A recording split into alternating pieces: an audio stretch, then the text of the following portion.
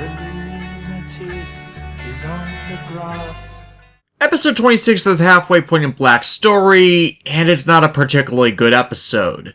The Buffalo Mutant possesses a girl named Mommy, who wants to be better at sports. The possession drives her physical abilities through the roof, though through the rule of power corrupts, she starts using her new talents selfishly, flipping trucks and turning on her fellow kids. This is where Kotaro intervenes, though he is hesitant to hurt Mommy, even to get to the Buffalo Mutant, and we certainly don't want a repeat of the beheaded Mommy incident.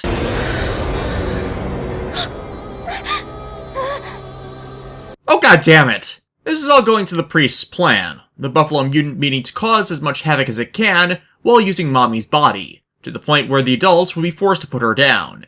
The schism would then cause chaos in which Gorgom would oppose itself. Stupid, but officials killing a little girl would certainly not look good. At least you would think, but then again, the 80s likely could not conceive of the likes of Fox News. Mommy, with what little control she has, is scared at what she's doing, and in the next encounter with Kotaro, she accidentally knocks down a power line. The shock of high-voltage electricity jolts the Buffalo Mutant from Mommy's body. Minnie, yes! We have unleashed the Buffalo!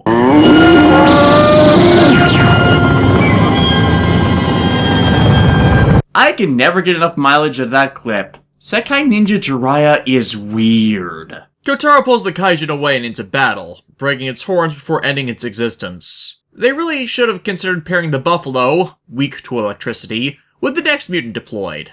The Slug Moth mutant has the ability to drain electrical power, converting it into cocoons that store it. Whenever exposed to excessive heat or forms of combustion, the cocoons violently explode. As we have established, Kotaro's transformation releases an enormous amount of energy, meaning while these are around, he won't be able to fight back at full power. However, the cocoons act similar to parasites, as when the nearby power lines are severed, they wither, allowing Black to attack. You can probably tell the plan from this alone, as electrical power is one of the foundations of the modern world. And the cocoons would also limit alternative power from gasoline generators due to their volatility, plunging the affected areas back several hundred years in development. Birugenia thinks the plan is cowardly, but the priests don't care, as it is one that gives them the advantage. The B-plot naturally puts a child in danger, one who is being prepped for heart surgery, when the power goes out. Slug Moth using its powers to drain directly from a dam. With everything going out, it's easier to discover the root of the problem, but Kotaro stupidly doesn't transform before he enters the field of cocoons. Yeah, Kotaro is the most tactically brilliant of writers, for those who complained about that in the sequel show. It really was seen previously with him a lot. Especially since he can't eliminate the cocoons without destroying the dam's generators, and that would eliminate power in a more permanent form. Kotaro is forced to run for the Slug Moth, ambushed as well by the priests, as they couldn't waste this opportunity to retake the Kingstone when Kotaro couldn't call upon its power. Still, he figures out how to obtain an open space in the cocoon infestation, transforming in mid-air, which depletes the heat of the transformation. Once in his rider form, Black easily deals with the moth, and the cocoons evaporate, restoring power to the region.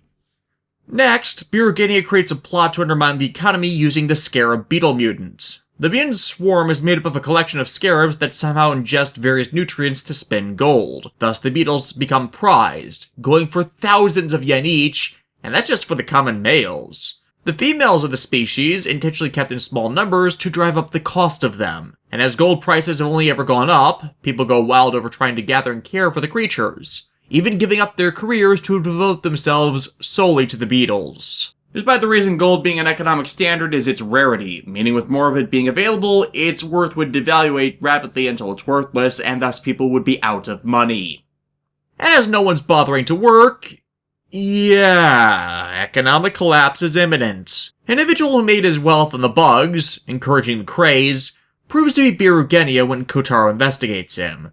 But even with the knowledge, Kotaro's skills at convincing people of evil plans have never been good, and this time he can't get a single person to believe him, going as far as to attack him when he tries to get the bugs away from them. This is all part of Birugenia's plan, to break Kotaro's resolve and attack him when he is in the midst of despair. Well, Kotaro may not have a way with words, but he is smart enough to see through this ruse. He knows that things will go back to the way they were when the Kaijin behind this is dust. And speaking of dust, In battle, the scarab beetle mutant can spew gold dust that alters Black's armor into gold, a very weak metal in terms of malleability. Fortunately, Black has the road sector to call upon once again, giving him a window to kick it to death. But Birugenia isn't backing down this time, engaging Black. The Rider, however, has gotten stronger in the time since Birugenia's awakening. The Kingstone's energy continued to strengthen him over that time. Thus, Black is able to get one over the swordsman in a fair fight finally, forcing Birugenia to retreat.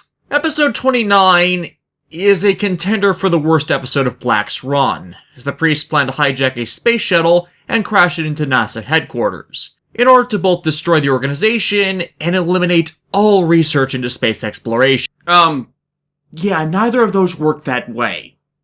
And how they are doing this is also suspect, kidnapping Japanese citizens that are NASA candidates to be in the next mission, and duplicating them with the power of the armadillo mutant. Except selection for such missions also doesn't work that way. Sure, since the construction of the International Space Station, members of various countries have been ferried up to it using the shuttles of multiple nations, but it didn't work that way in the 80s. Japan had its own space agencies. In fact, 3 of them. The National Space Development Agency of Japan, the Institute of Space and Astronautical Science, and the National Aerospace Laboratory of Japan. Those organizations, while collaborating at times, wouldn't become one singular organization until 2003, called the Japanese Aerospace Exploration Agency, or JAXA for short. My point, once more, that the writer of the episode, Junichi Miyashita, had no goddamn idea how this whole thing worked, nor that their home country had 3 reputable agencies they could have written in instead. Back to the episode, one of the subjects to be swapped out is a friend of Katsumi's, who happens to have already been exchanged when the ruse is revealed, instigating she be taken in. The priests note that Katsumi was once Shadowmoon's girlfriend, so they may be able to use some of her life force to encourage his awakening, but any evidence of going through with that is dropped. Katsumi awakens among the captured astronauts, and easily escapes, informing Kotaro of their location. But they are all fakes, and this is a trap. While Birugenia and the Armadillo Mutant do well together in outfighting the Rider, the priests stupidly order the swordsman to withdraw, allowing Black to easily overcome the Armadillo, who accidentally leads him to the real astronauts. All in all, a bad episode. Next, the priests give a special jewel to a woman named Rana from Hawaii, which amplifies latent powers in her ancestry, killing a swath of grasshoppers. This is bad news for Kotaro, as though he is not normally seen in his kaijin form thanks to the influence of the Kingstone. If he were to enter it, he would be a grasshopper. But fortunately, Kotaro is getting some backup. Remember Taki from Interpol? Yeah, he's back after getting a report about Rana's abduction, and helps the Rider against the squid mutant. Rana herself is one of those odd characters that I'm not sure on the nationality of the character, as her dialogue is a mix of Japanese and English, but from the dialogue flows in such a way that neither feels natural. As you would expect, the gem that amplifies Rana's power also acts as a control mechanism, the priest ordering her to unleash her power as Black again engages the squid mutant. The tactic proves effective, leading Black in every encounter, though eventually Taki realizes what we've seen about the gem, and throws a grate at Rana, destroying it. Somehow, this does not kill or even injure the woman, who should have been having shrapnel picked out of her corpse by a coroner. But with the debilitating effect removed, Black turns the squid into calamari. Episode 31 has another return of one-off characters. Remember the 4 kids that didn't age?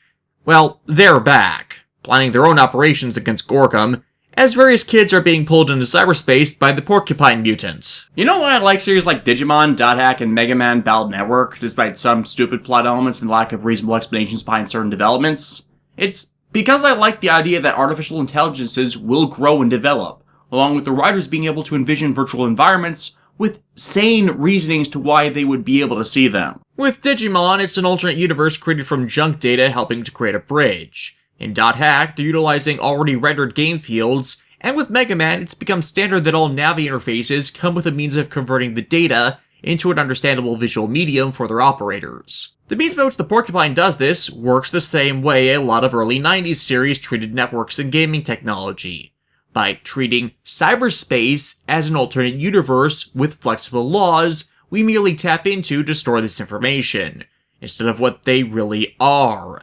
Databases a program translates into visual information. Hell, the Kaijin taps into his world using the electrical grid to travel and ensnare its victims, not the internet. For the love of sanity, it is not a series of tubes. As the abductions can occur at any time due to the prevalence of electronics, and the porcupine doesn't stay out long, Kotaro is baffled at how to get near him to stop it. This, however, is where the Shonen Warriors come in. Their tech specialist, discovering special coding has been used to help the porcupine more easily transition from its cyberspace pocket dimension back to the real world, and can send Kotaro and the combat specialists in. And the point of these abductions? Training them to become soldiers for Gorgom. Again.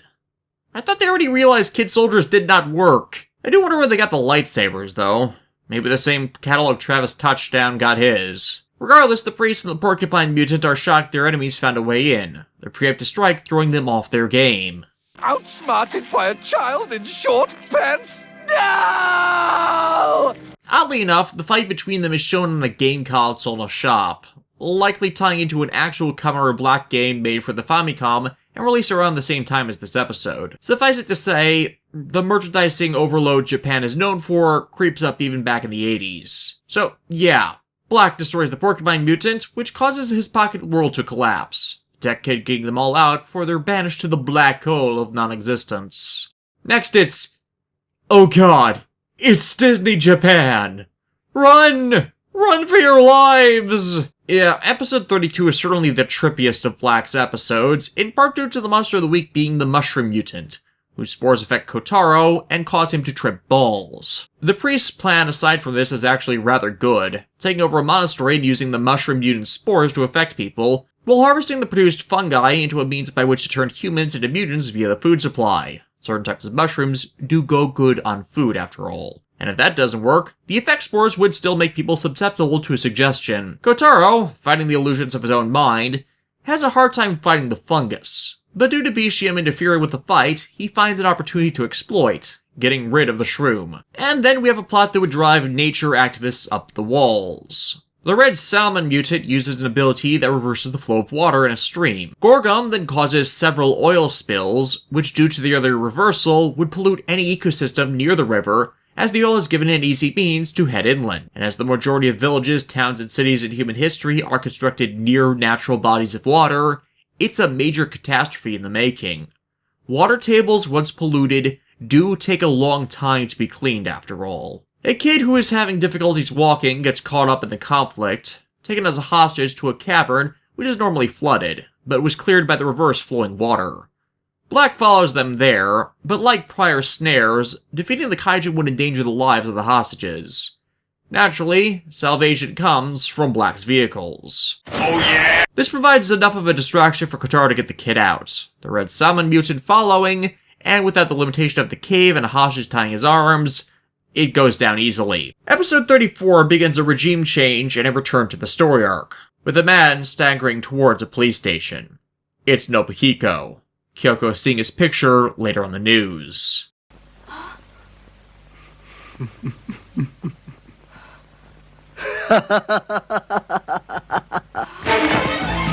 You! Yes, the priests are trying to wake Shadowmoon up again, so they need Kyoko to supply her life force, and Kotaro is held up fighting the Bat Mutants, allowing them to get away with her. The priests celebrate the imminent awakening of the Century King, but Birugenia is less than thrilled, worried about once more being sealed away. The Creation King calls the swordsman, leading him to a hidden cavern where he is tested, and obtains the weapon of the Century Kings, the Satan Saber. I wonder if there's a Lucifer sheath anywhere, or possibly a Beelzebub rifle? Devil's Spear?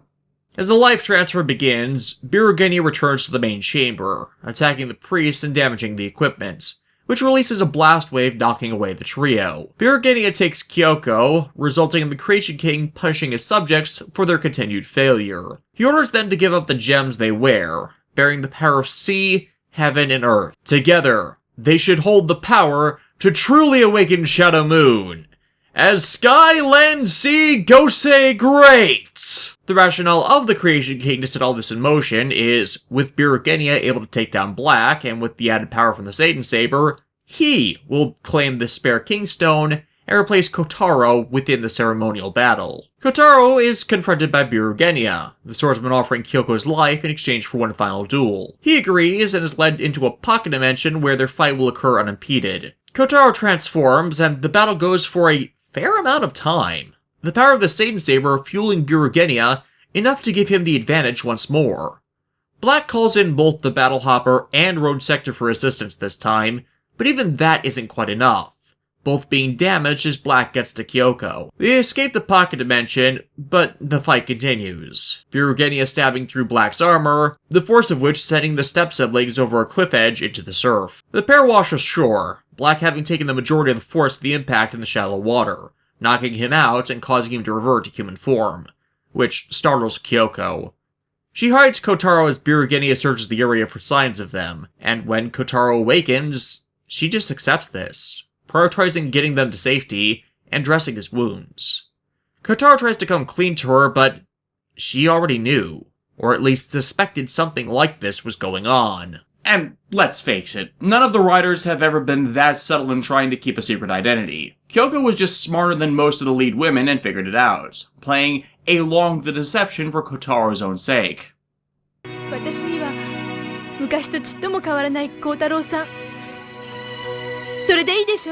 I'm not sure if Kasumi is also in on this secret, but this is another reason I believe most people like this series more than those that are at the top of the ranks for Kamen Rider.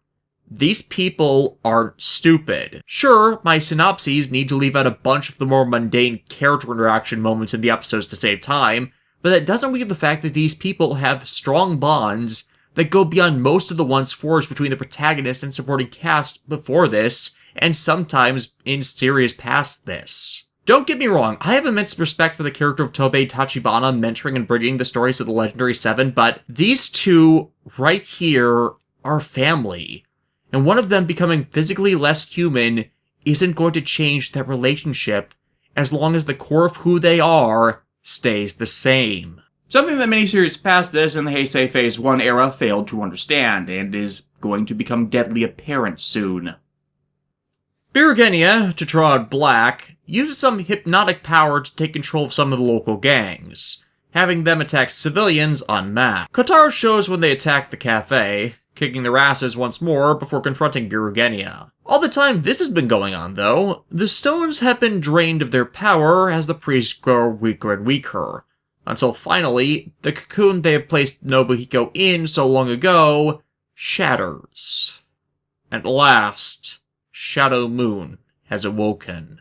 Shadowmoon fires a blast into the air, which calls the Satan Saber to him, stealing it from Birugenia's grasp and giving an opening Black capitalizes on, hitting the swordsman with his rider kick straight on. Severely injured in the first time in their exchanges, Birugenia leaves once more, intending to reclaim his weapon.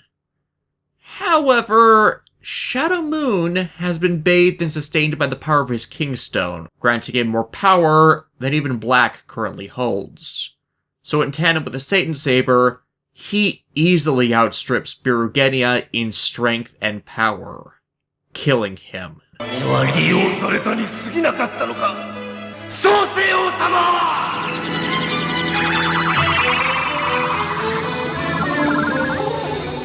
所詮キングストーンを持たぬ者に創世王の座など叶わぬ夢だった。 Shadowmoon orders what remains of the priests to prepare themselves, as he goes to confront Kotaro. Yet again, we have another case of should be counted as a rider but isn't. As though Shadowmoon is selectable from the rosters of a few Kamen Rider games, he has never been officially recognized as one.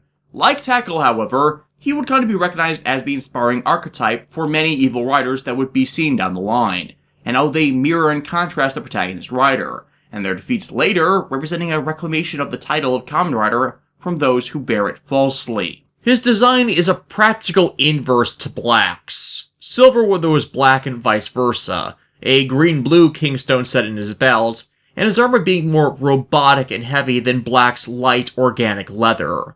And worse, Nobuhiko's personality and familial memories have almost entirely been suppressed or distorted, leaving little besides the Gorgom indoctrinated puppet on display. After their chat, Shadowmoon leaves, preparing himself for the ceremonial battle that lies ahead, while Kotaro is left alone to accept that he wasted too much time, and now his brother may be lost to him, though he isn't done trying to save him. To make matters worse, Kotaro now has to tell Kyoko and Katsumi that Nobuhiko is their enemy.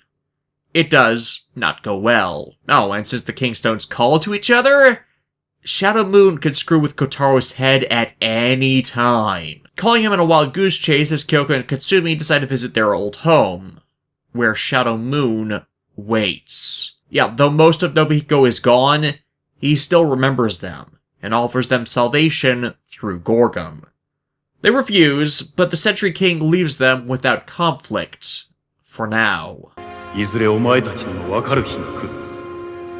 その日を楽しみに待っているぞ。 The priests have surprisingly not died with the destruction and draining of their power sources, merely being exhausted by the sudden loss of the energy nourishing them throughout time. They were once mutants before they became the priests of the Creation King, and now they resume that form. Bishiam, the Batwoman, Baram, the Tiger Man, and Daram, the Trilobite. That for some reason reminds me of a completely different being.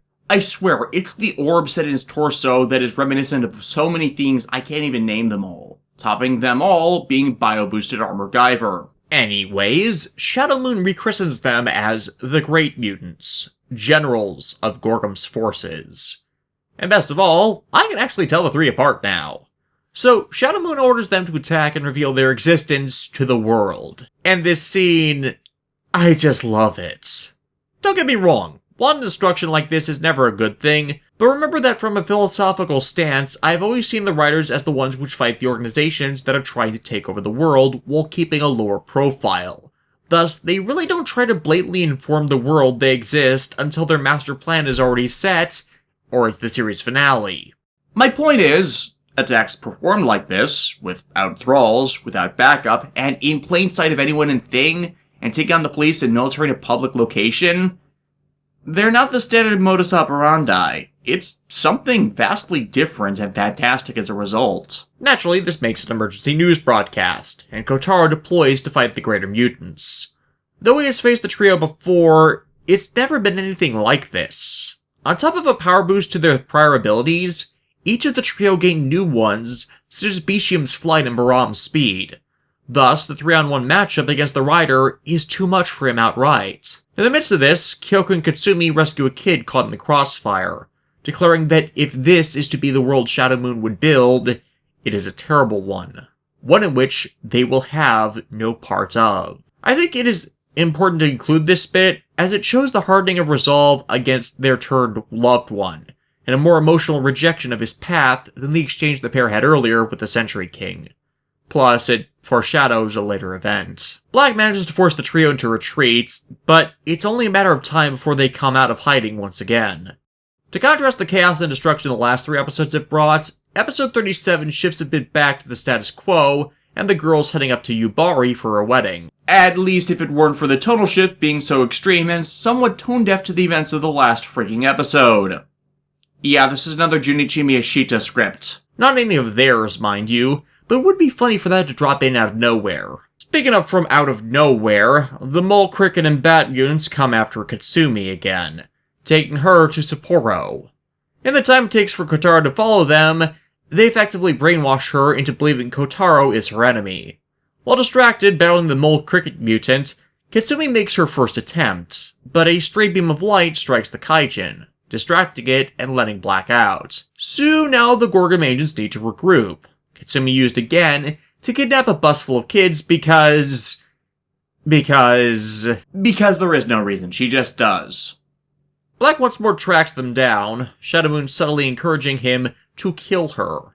The Rider refuses, and remembering the Mole Cricket was weak to light, blinds it with his Kingstone Flash, destroying it and thus removing the mind control on Katsumi. Then the focus turns to the creation of an organization dedicated to bringing peace. How? It is never explained. The organization merely collecting people for community outreach programs and medical research. But which doesn't promote peace, but community service. You keep using the word. I don't think it means what you think it means.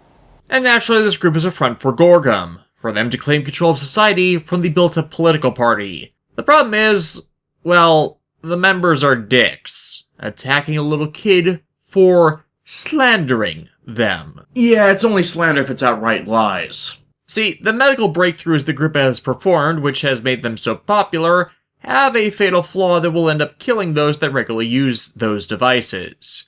The kid knows this, as his father was the inventor, the plans for them having been stolen after he shelved the project and was killed. So with nary a plan in his head, Kotaro goes to destroy the device, getting attacked by the party members and Baram.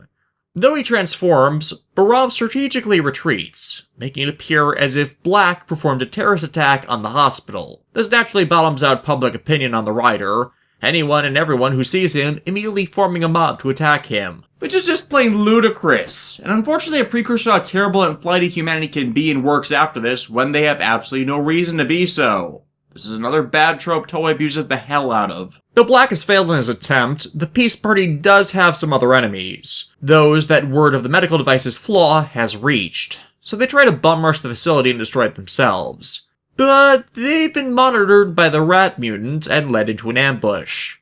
Though Black may have lost public standing, it's not what kept him going, and he saves the dissenters along with taking out the mutant. He then holds off Baram while his allies destroy the device. Somehow, word of the device's flaw gets out, and the Peace Party dissolves. This is where the second movie occurs in continuity, titled for some reason, The Phantom House of Devil's Pass. It opens up in Yubari, where Kotaro and company went to see a wedding 2 episodes ago. And actually, that makes sense. Gorgom were likely setting up the operation then, and they didn't want that spoiled with Kotaro in town, so set up a distraction with that whole thing concerning Katsumi. Fan theory, yes, but it's some of the forward thinking I expect from the majority of Gorgom's operations, which I haven't fully elaborated on due to the need to summarize these down. Part of the reason Shadowmoon is set up here is Gorgom's records note the area is existing over some source of vast power, which match up with some folklore in the Ainu culture. Though what specifically I'm not aware of, and it's not mentioned. Regardless, Gorgom plans to turn the city into their capital when their conquest is complete, already terrorizing the inhabitants to staying in their homes. Hell, they're even building a giant robot to assist their... Really? A giant robot? It doesn't even look like it would work.